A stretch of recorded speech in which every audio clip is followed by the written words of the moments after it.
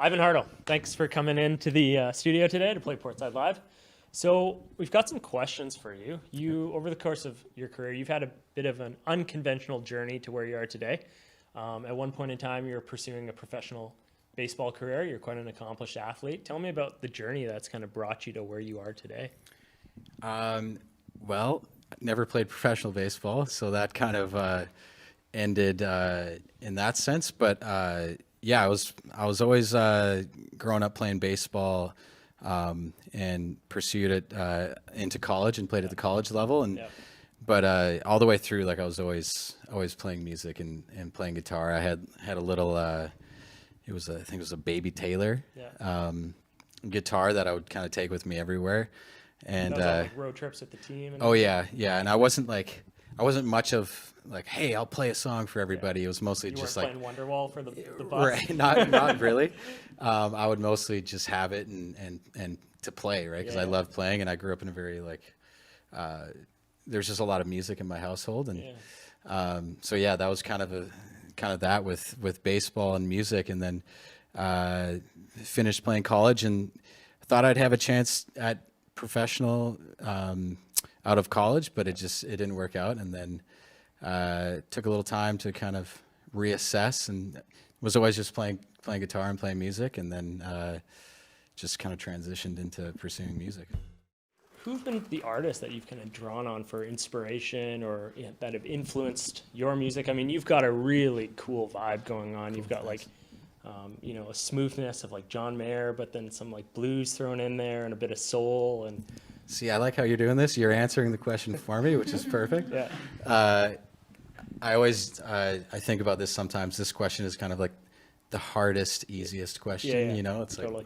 But yeah, definitely grew up in an age where listened to so much music and had so many influences that I might not even say right now, but come out. But definitely gravitated a lot to like old soul music and blues music and John Mayer, like early John Mayer stuff. I was a big fan of.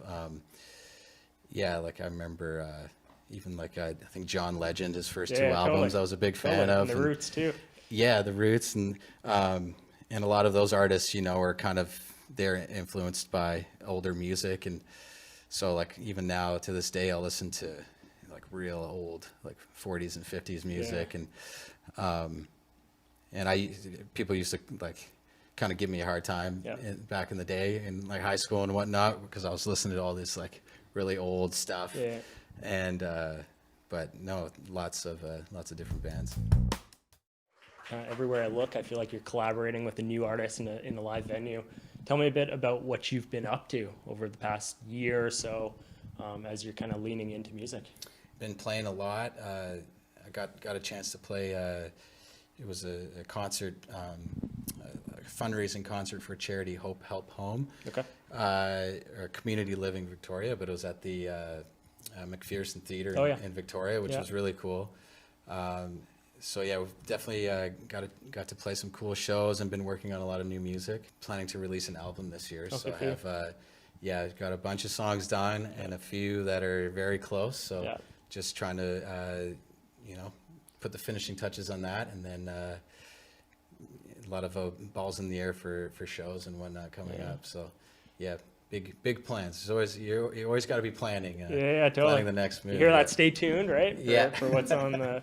What's on the horizon? Last question here. What would be, you've probably thought about this before, but if you had a dream venue that you could play, what would that dream venue be? A dream venue?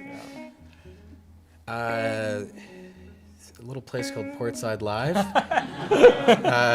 You're not the first person who said that, actually. Am I not? No, but there's a lot of suck-ups in this business.